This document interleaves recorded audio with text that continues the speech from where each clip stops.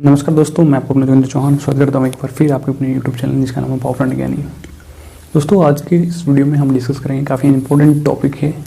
वो काफ़ी हमारे जो मित्र है, दोस्त है, जो पावर प्लांट्स के अंदर काम करते हैं in the field of maintenance.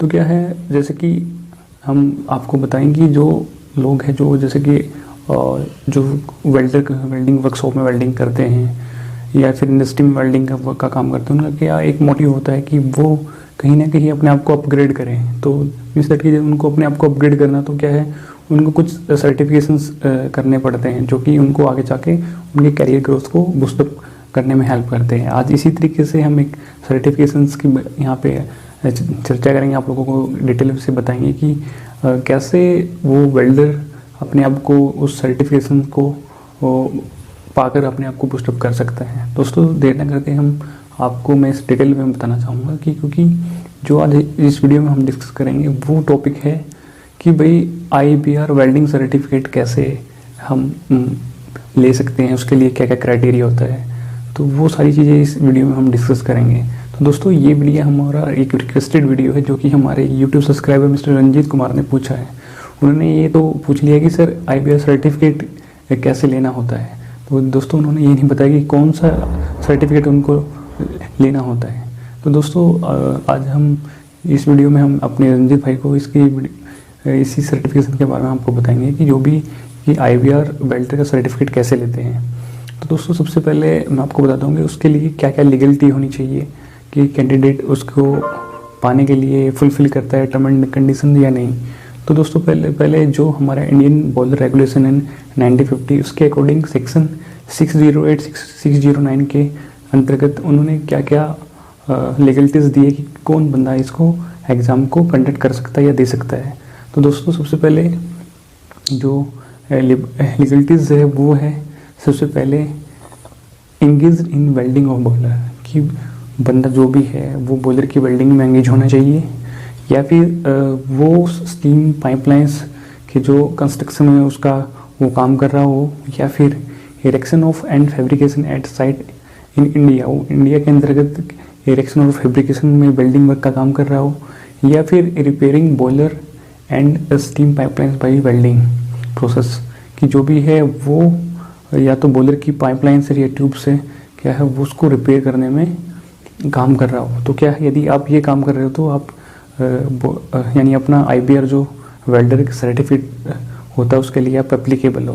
तो दोस्तों, इसमें नेक्स्ट पॉइंट आता है कि एज है, कि भाई आपकी एज कितनी होनी चाहिए यदि आपको ये सर्टिफिकेशंस पास आउट करना है। तो सब जो इसकी मिनिमम एज रखी गई है बाई गवर्नमेंट वो है 18 वर्ष। आपको इस एग्ज़ाम को देने के लिए आपको 18 वर्ष का होना ज़रूरी है। और जो एजुकेशंस जो मिनिमम एजुकेशंस है वो है 8th, यानी आपको 8वीं पास होना ज़रूरी है। जो बंदा 10th पास है, 12th पास है या फिर इवन ग्रेजुएट है, वो बंदे भी इस एग्ज़ाम्स को दे सकते हैं। तो दोस्तों, ये तो रही बात एजुकेशंस की। लेकिन एजुकेशंस में क्योंकि बंदे ये तो मिनिमम एजुकेशन से जो फर्दर एजुकेशन की हम बात करें तो उसके लिए क्या है कि यदि कैंडिडेट जैसे कि 10th के बाद लोग ITI करना स्टार्ट कर देते हैं, तो क्या है 10th के बाद यदि वेल्डिंग से यदि आप ITI कर रहे हो तो आपको 2 साल लगेगा फर्दर इस एग्ज़ाम्स को देने के लिए। और जो बंदा कंटिन्यू 1 वर्ष किसी अच्छी वेल रेपुटेड इंडस्ट्री में काम कर रहा है और वहाँ से 1 साल का एज ए वेल्डर का सर्टिफिकेट लेकर आता है, तो वो क्या है, वो भी इस एग्ज़ाम्स को दे सकता है। तो दोस्तों, जो बंदा रेगुलर अप्रेंटिसशिप 2 साल तक करता है, इन्हें इंडस्ट्रियल ट्रेनिंग इंस्टीट्यूट या फिर कह सकते हैं कि औद्योगिक संस्थान में वो ट्रेनिंग करता है या फिर अप्रेंटिसशिप करता है, तो क्या है वो भी इस एग्ज़ाम्स को दे सकता है। तो दोस्तों, अभी थोड़ा सा इस एग्ज़ाम्स के बारे में थोड़ा सा डिस्कस कर लेते हैं कि इस एग्ज़ाम्स में एक्चुअली होता क्या है, किस तरीके से हमें क्या करने के बाद हमें सर्टिफिकेशंस मिलेगा। तो दोस्तों, क्या है इसमें एज पर द IBR क्या है, उन्होंने एक एग्ज़ाम पैटर्न दे रखा है। एक देखा जाए तो एक सिलेबस टाइप का उन्होंने बना के रखा है कि भाई जो भी कैंडिडेट इस एग्ज़ाम को क्वालिफाई करेगा उसको ये पैटर्न आपको फॉलो करना पड़ेगा। तो दोस्तों जैसे कि कई जैसे कि ये 2 बेसिस पे कंडक्ट होता है। ये एक होता है SCVT। SCVT stands for the state counselling vocabulary training, और जो NCVT है वो है नेशनल काउंसलिंग वोकैबुलरी ट्रेनिंग। क्योंकि इसमें क्या स्टार्टिंग में कई बार क्या होता है कि वाइवा क्वेश्चंस पूछ लेते हैं, आफ्टर दैट क्या है वो टेस्टिंग सैंपल्स लेते हैं।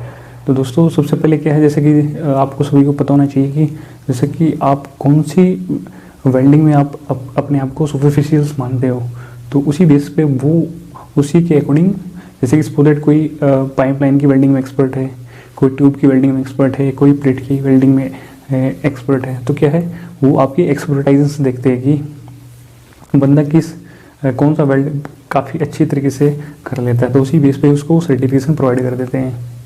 तो जैसे कि देखा जाए तो जैसे कि कुछ क्वेश्चंस वाइवा क्वेश्चंस वो पूछ लेते हैं, जैसे कि वेल्डिंग प्रिपरेशंस क्या होता है, वेल्डिंग डिफेक्ट क्या है, तो उसको प्रिवेंट कैसे करते हैं, तो वो वेल्डिंग रोड्स किस तरह की होती है, वेल्डिंग पोजीशंस कितनी तरह की होती है, वेल्डिंग इलेक्ट्रोड कितनी टाइप की होती है, उनके लिए क्या क्या करंट रखना पड़ता है, तो डिफरेंट टाइप की मेटल से जो वेल्ड करनी पड़ती है उनके लिए फ्यूजन टेम्परेचर क्या होता है।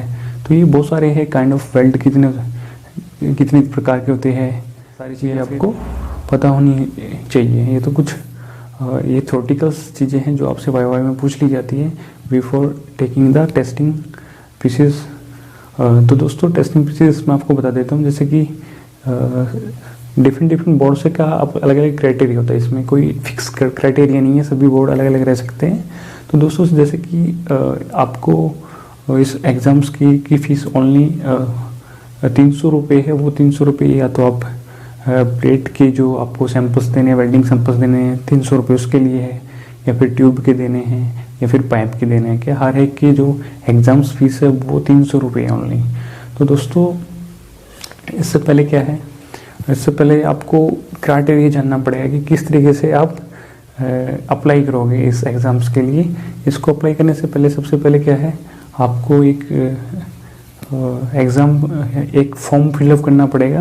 वो फॉर्म फिलअप करने के बाद वो आपके जो स्टेट का जो बॉयलर इंस्पेक्टर है आपको वहाँ पे जमा करवाना होता है।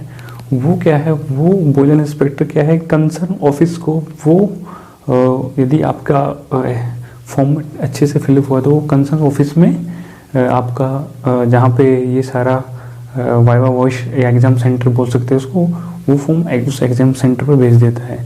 तो वहाँ पे क्या होगा, वहाँ पे उनको देखा जाएगा कि किस तरीके से बंदे ने किस तरीके से एग्ज़ाम्स को फिल किया है। आफ्टर दैट मीन्स दैट कि वो शॉर्ट लिस्टिंग्स होती है एग्ज़ाम्स की, तो शॉर्ट लिस्ट हो जाएगी। जो फॉर्म फिल किया आपने उसकी शॉर्टिंग लिस्टिंग होगी। शॉर्टिंग लिस्टिंग होने के बाद क्या है, फिर आपको एक एग्ज़ाम नोटिफिकेशन डेट दे देते हैं। जैसे एग्ज़ाम नोटिफिकेशन डेट देंगे वो क्या है, विद इन उसके 7 जो जैसे कि आपका जो एग्ज़ाम डेट रिलीज़ हुई है वो एग्ज़ाम डेट आपके लिए 7 डेज़ के लिए एप्लीकेबल होगी। उन 7 डेज़ में आपको जाके किसी भी एक डेट को जाके आपको अपना टेस्ट पीस सैंपल आपको जमा करवाना पड़ता है। मैं यहाँ पे एक टर्म काफ़ी बारी बता रहा हूँ आपको कि टेस्ट पीस। तो दोस्तों टेस्ट पीस का मतलब ये है कि वहाँ पे आपका वेल्डिंग परफॉर्म किया जाएगा, आप लोगों ने वहाँ पे वेल्डिंग परफॉर्म करना है। तो दोस्तों जैसे कि आपको बोल दिया जाएगा कि आपको प्लेट, पाइप या फिर ट्यूब वेल्डिंग करके बतानी होगी। जैसे कि ट्यूब वेल्डिंग है, मोस्टली क्या है इंडस्ट्रीज में ट्यूब वेल्डिंग काफ़ी प्रायोरिटी रखती है। तो दोस्तों ट्यूब वे क्या बोलेंगे, आपको ट्यूब वेल्ड करना है इन द वर्टिकल, हॉरिजॉन्टल, या फिर वेल्डिंग का टेस्ट लेंगे, वेल्डिंग पीसेस आपको परफॉर्म करना होगा वहाँ पे।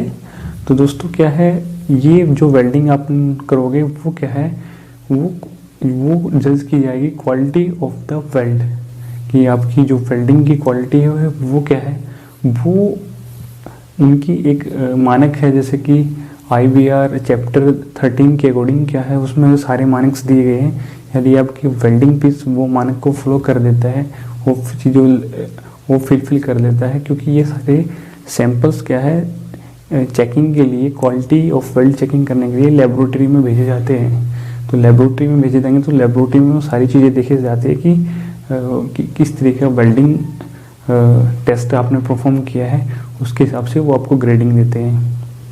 मीन्स दैट कि वो ग्रेडिंग की वजह से वहाँ से लेबोरेटरी से एक रिपोर्ट जनरेट होके आएगी कि आपका जो वेल्ड है वो कहाँ तक अच्छा गया है। तो उसी के हिसाब से ही यदि आप उनको 80% तब वो आपने जो स्कोर कर लिया है वेल्डिंग टेस्ट में, तो क्या है उसकी next within a month क्या है वो आपको सर्टिफिकेट प्रोवाइड कर देते फॉर द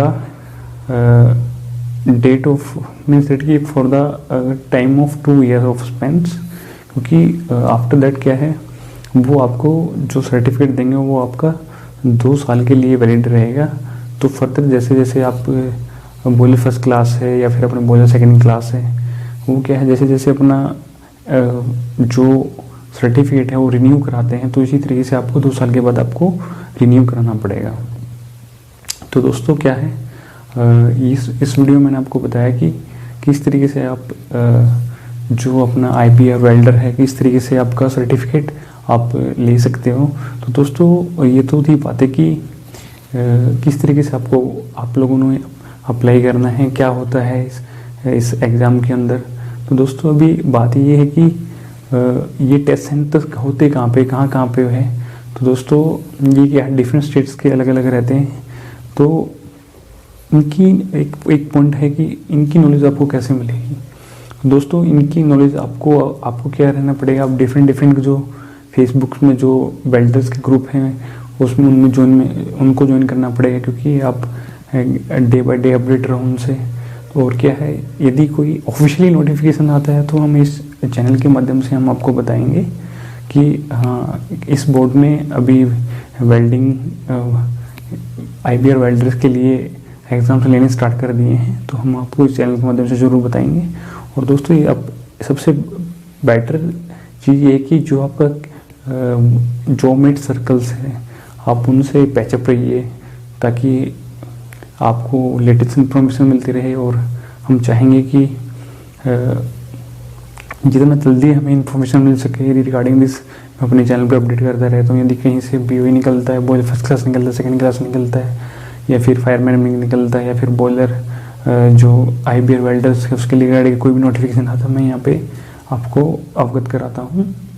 तो दोस्तों आज के लिए इतना ही काफ़ी है। दोस्तों ये 2021 का पहला वीडियो, आई थिंक जितना आप मेरे और वीडियो को प्यार दें तो आप इतना ही इस वीडियो को भी प्यार देंगे। यदि इस वीडियो से रिलेटेड या इस कंटेंट से रिलेटेड या फिर जो बॉयलर इंस्पेक्टर के लिए हम एक अलग से वीडियो बनाएंगे कि लोगों के काफ़ी कमेंट आ रहे हैं कि बॉयलर इंस्पेक्टर बनने के लिए हमें क्या क्या करना पड़ेगा, उसके लिए हम सेपरेट वीडियो बनाएंगे। लेकिन जो ये IBR वेल्डर के रिगार्डिंग आपको कोई भी क्वेरी है, कोई भी क्वेश्चन है, प्लीज़ नीचे कमेंट सेक्शन में ज़रूर बताइएगा। मैं एज सुन एज पॉसिबल इस पे का जो कमेंट पे का रिप्लाई मैं एज सुन एज पॉसिबल देने की कोशिश करूँगा। दोस्तों आज के लिए इतना ही काफ़ी, फिर मिलेंगे आपको एक नई वीडियो में। तो उससे पहले मैं आपको एक रिक्वेस्ट करना चाहूँगा आपसे कि प्लीज़ यदि इस वीडियो में आप मुझे पहली बार देख रहे हो तो please don't forget to subscribe this channel, क्योंकि इस चैनल को आपको सब्सक्राइब करना चाहिए, क्योंकि इस चैनल पर मैं पावर प्लांट ऑपरेशन और मेंटेनेंस से रिलेटेड काफ़ी टेक्निकल वीडियो बनाते रहता हूँ जो कि आपके आने वाले करियर ग्रोथ के लिए काफ़ी हेल्पफुल होते हैं। दोस्तों आज के लिए इतना ही, फिर मिलेंगे अच्छे टेक्निकल वीडियो से। तब तक के लिए जय हिंद, जय भारत, स्वस्थ रहिए, सुरक्षित रहिए।